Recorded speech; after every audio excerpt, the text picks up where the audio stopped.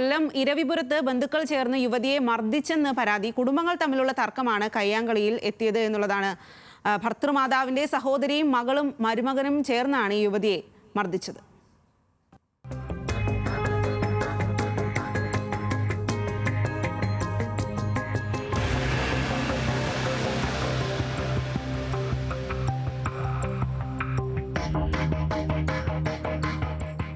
ഈ മാസം 18-നാണ് അക്രമം നടന്നത്. കൊല്ലം ഇരവിപുരം സ്വദേശിനിയായ 24-കാരിയായ സോനുവിനെ വീട്ടിൽ കയറിയാണ് മർദ്ദിച്ചത്. സോനുവിന്റെ ഭർത്താവിന്റെ അമ്മയുടെ സഹോദരിയും മകളും മകളുടെ ഭർത്താവും വീട്ടിലെത്തി മർദ്ദിക്കുകയായിരുന്നു.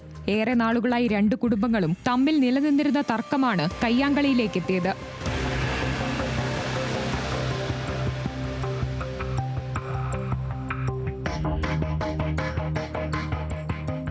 CCTVയിൽ ബന്ധുക്കളുടെ ആക്രമണ ദൃശ്യങ്ങൾ പതിഞ്ഞിട്ടുണ്ട്.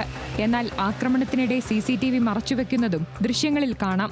വീട്ടിലേക്ക് കയറുന്നതിനിടെ CCTV ക്യാമറ മറച്ചുവെക്കുന്നതടക്കമുള്ള ദൃശ്യങ്ങളും CCTVയിൽ പതിഞ്ഞു. ഇതെല്ലാം കാട്ടി ഇരവിപുരം പോലീസിന് സോനു നൽകിയ പരാതിയിൽ പോലീസ് കേസെടുത്തു. വീടിനകത്തെ സോഫയിൽ ഇരിക്കുകയായിരുന്ന തന്നെ മുൻവൈരാഗ്യം മനസ്സിൽ വെച്ച് മാതൃസഹോദരിയുടെ മകളും ഭർത്താവും ചേർന്ന് ക്രൂരമായി മർദ്ദിച്ചെന്നാണ് യുവതിയുടെ പരാതി.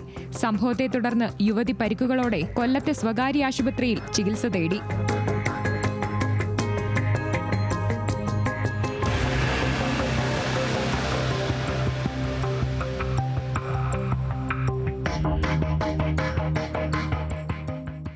ന്യൂസ് മലയാളം, കൊല്ലം.